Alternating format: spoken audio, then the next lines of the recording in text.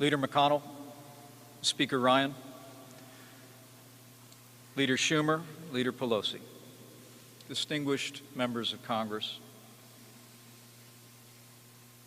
members of the Cabinet, members of our armed forces, and honored guests, and most of all,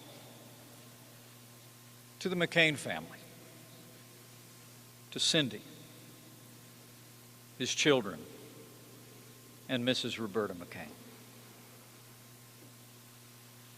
It is deeply humbling to stand before you today at the United States Capitol to commemorate the life and service of an American patriot, Senator John McCain.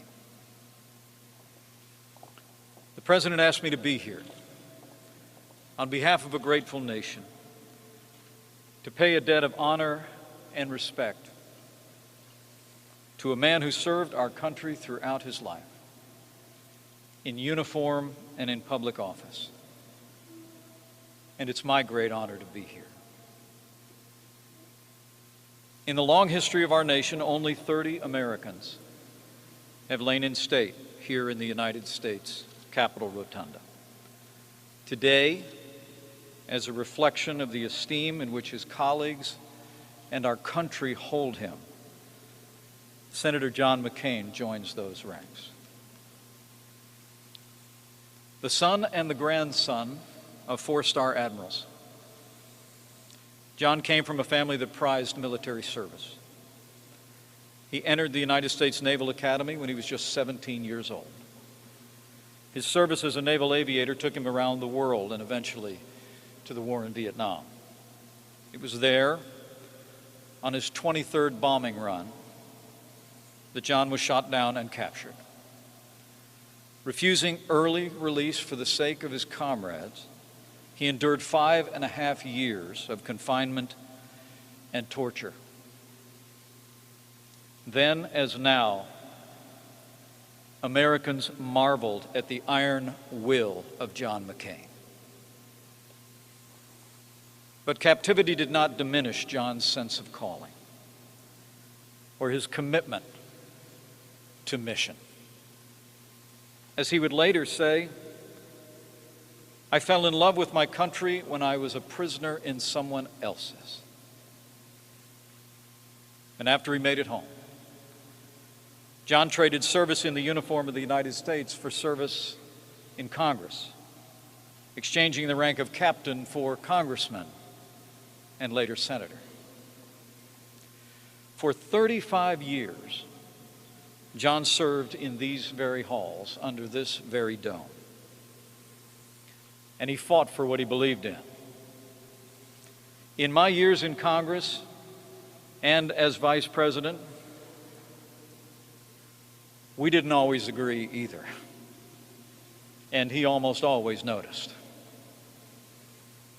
But his support for limited government, for tax reform, and support for our armed forces surely left our nation more prosperous and more secure, and he will be missed.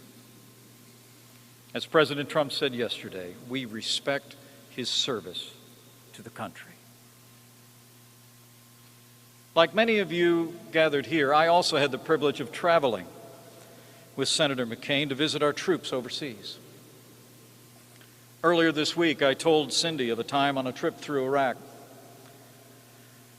After another 18-hour day, when I was literally falling asleep in the middle of a dinner with Iraqi officials. After the dinner, John, who was more than 20 years older than me, walked up, put his hand on my shoulder and said, "Mike, we've got a few more meetings tonight, but why don't you turn in?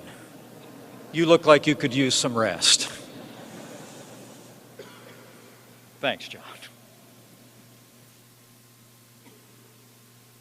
Honestly, seeing him downrange, I never traveled with a colleague who was better to our enlisted or harder on our generals. John McCain loved the men and women who served in the uniform of the United States and he was a champion of our armed forces throughout his career.